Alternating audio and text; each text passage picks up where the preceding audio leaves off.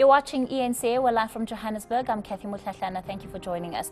Now, the DA is calling on President Jacob Zuma to act following claims the NPA is battling to get hold of Deputy National Director of Public Prosecutions, Nomgcobo Jiba. The NPA wants to serve her with a summons to appear in court on perjury and fraud charges. While joining us from Cape Town is the DA's MP, Glynis Breitenbach. Good morning to you, Glynis, and thank you so much for your time. Does it come as a surprise at all to you that just the turmoil that seems to surround the leadership of the NPA is unending? Well, it's not a surprise at all. It doesn't, unfortunately, it doesn't come as any sort of a surprise. It's rather disappointing that it's not getting sorted out, but I don't believe that there's any kind of political will to sort it out. In fact, the opposite is true. What kind of action do you want the President to take in this matter?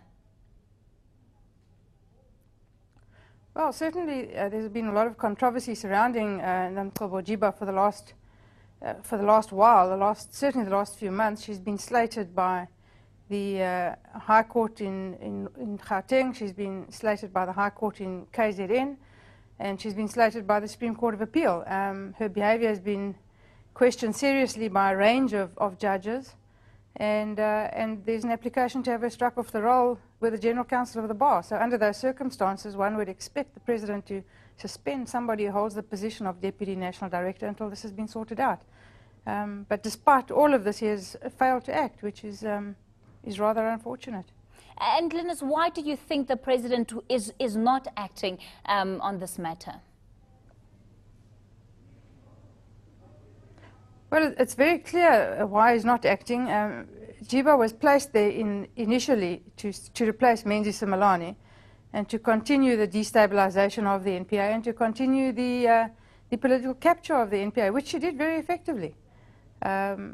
It's common knowledge that she's been undermining Nkosana, the sitting National Director, since his appointment. And there's no political will on the part of the government to make sure that the NPA functions correctly. It doesn't suit them to have a well-functioning NPA, of course, because the President stands to be charged with a variety of charges. So, of course, he would like an unstable NPA that he can bend to his will. Glynis, as one of the former leading prosecutors of the NPA, what do you think is to be said about the undue process that is not followed by top officials, especially in cases that are deemed to be politically sensitive? Well, it's an indictment on where we are. It's an indictment on the government of the day. The rule of law is paramount, and it's guaranteed in our Constitution. It should be something that every South African holds sacrosanct, and it's being trampled on by the government on a daily basis. Due process, the rule of law, separation of powers, all of these vital principles are being dismantled in order to protect, really, the President and his cohorts. And it's not just the NPA that's embroiled in controversy. We now also have IPID, which, of course, has an acting head. What do you think needs to happen for the stability and credibility of these institutions to be restored?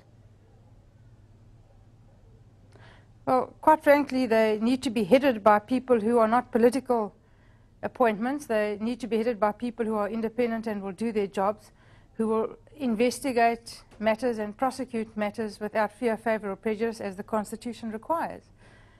This can be done by the government. The appointments are all presidential appointments. So if the President had the will, then he could appoint proper people to do this job. I'm not suggesting that Nkosana is not proper. There's an inquiry that is investigating his fitness to hold office, and we'll see what the outcome is. But in my view, he's doing a pretty good job.